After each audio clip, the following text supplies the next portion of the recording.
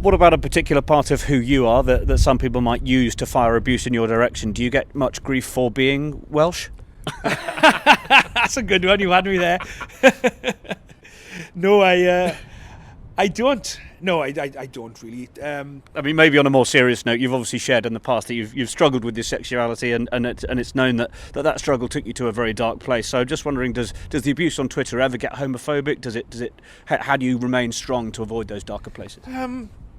When you've been to some of the parts I've been to in my life, when I came within sort of 20 minutes of not being here today, I did something one night that I will regret for the rest of my life. I left a note for my mum and dad and said I couldn't live anymore, and if I wasn't found by the police helicopter the following morning, I was gone. I wouldn't be here now, as simple as that. So when you look at some of the things that people say about you now, even some of them which to the extreme of being homophobic, I've come from places and in my past where I'm able to deal with that. It's not nice to read it, it's nice to hear it, and I think some of the comments, whether it's about me or anybody else, has no place in sport and has no place in everyday life in society.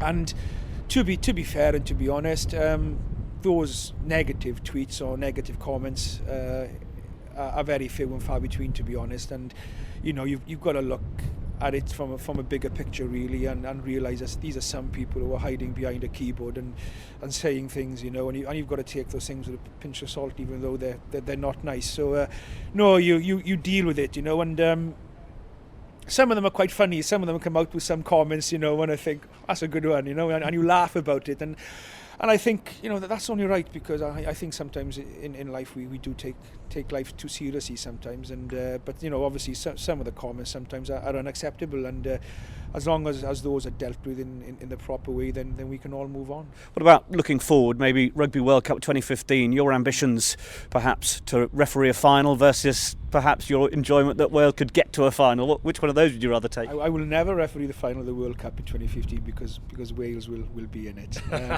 Listen, I've been asked this many times, and the answer is as honest now as it's always been.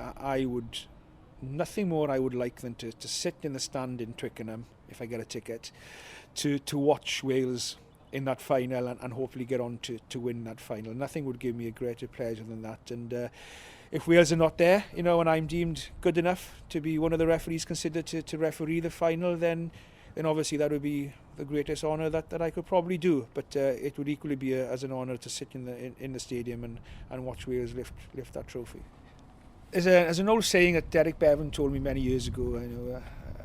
A good referee is a happy referee, and I'm happy with who I am and happy where I am in my life, and I think if you're happy with who you are, no matter what job you think, if you're happy with yourself, then you'll do better in whatever job you do. And yeah, I'm enjoying my refereeing, but as I know too well in refereeing, the next game could well be your last, or could be the start of a downward spiral. Yeah, so it's the challenge is to keep enjoying it, and that's a straightforward challenge, to keep enjoying it, but to keep on top of your game and go out there and do your best and not be complacent, and that's the toughest challenge now, I guess, is to keep on doing that.